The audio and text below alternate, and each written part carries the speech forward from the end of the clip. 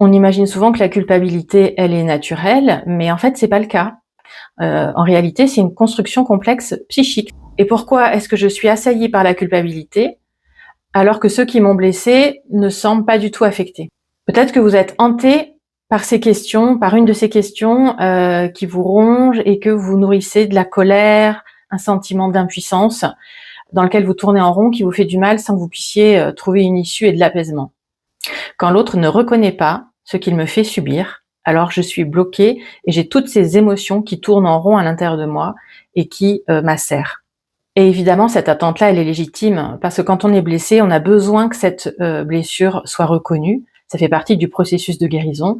Et quand c'est bloqué à cet endroit, on a l'impression que on peut pas avancer et on peut passer des années, des décennies, toute sa vie bloqué avec ce ressentiment-là. Le problème, c'est que le sentiment de culpabilité, c'est pas quelque chose, c'est pas une émotion qui est automatique, qui nous vient naturellement. En fait, c'est le résultat d'une maturation psychique qui se fait quand on est enfant et tout au long de la vie.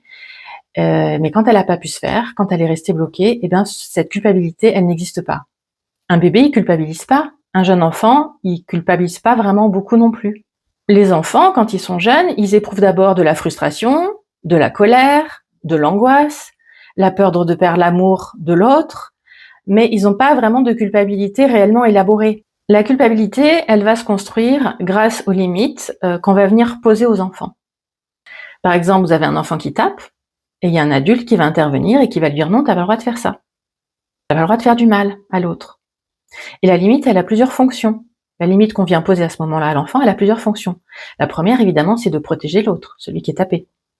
La deuxième, c'est d'apprendre à l'enfant à canaliser son agressivité, parce que c'est normal qu'il ait de l'agressivité, mais il doit apprendre à la canaliser et à ne pas l'exprimer n'importe comment. Et elle a pour fonction aussi de lui permettre d'appréhender progressivement les conséquences de ses actes. L'aspect moral, en fait, de son comportement.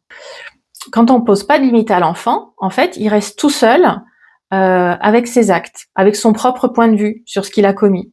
Il est dans sa bulle, dans ses intérêts, dans ses besoins, et il peut pas s'ouvrir au point de vue de l'autre. Alors que quand on lui pose une limite et qu'on lui explique le sens de cette limite et pourquoi il doit pas avoir ce comportement-là, pourquoi il doit pas taper, pourquoi il doit pas mal parler, pourquoi il doit pas interrompre systématiquement de personnes qui parlent, mais qu'il doit apprendre à attendre un peu, parce que ça lui permet de découvrir progressivement qu'en face de lui, il y a quelqu'un qui pense, qui ressent des choses différentes de lui et qui existent indépendamment de lui. Il n'y a pas que lui.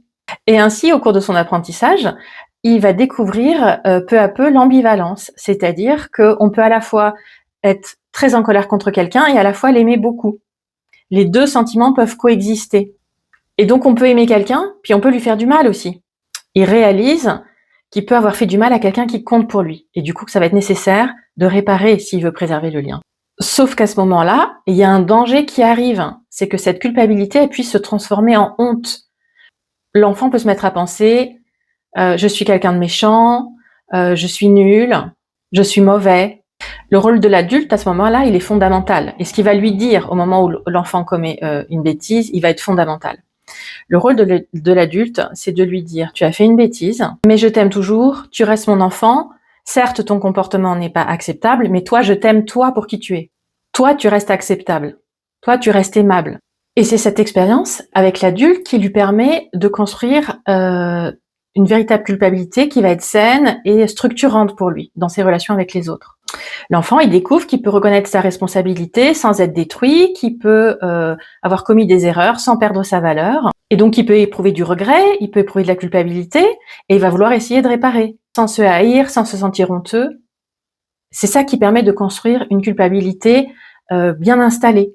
Mais quand cette étape échoue, c'est-à-dire que l'adulte qui est présent en face de lui et qui réagit à son comportement par une colère, un jugement catégorique, quand l'adulte l'humilie, est trop violent et trop brutal, à ce moment-là, l'enfant il bascule parce que c'est insoutenable et il va basculer de j'ai fait quelque chose de mal à je suis mauvais, je suis quelqu'un de mauvais.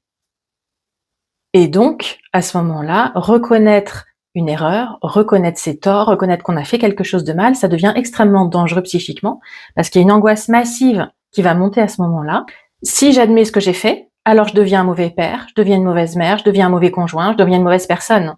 Et c'est contre ça que les adultes qui n'ont pas pu se structurer correctement dans l'enfance se défendent par le déni, par la minimisation, etc.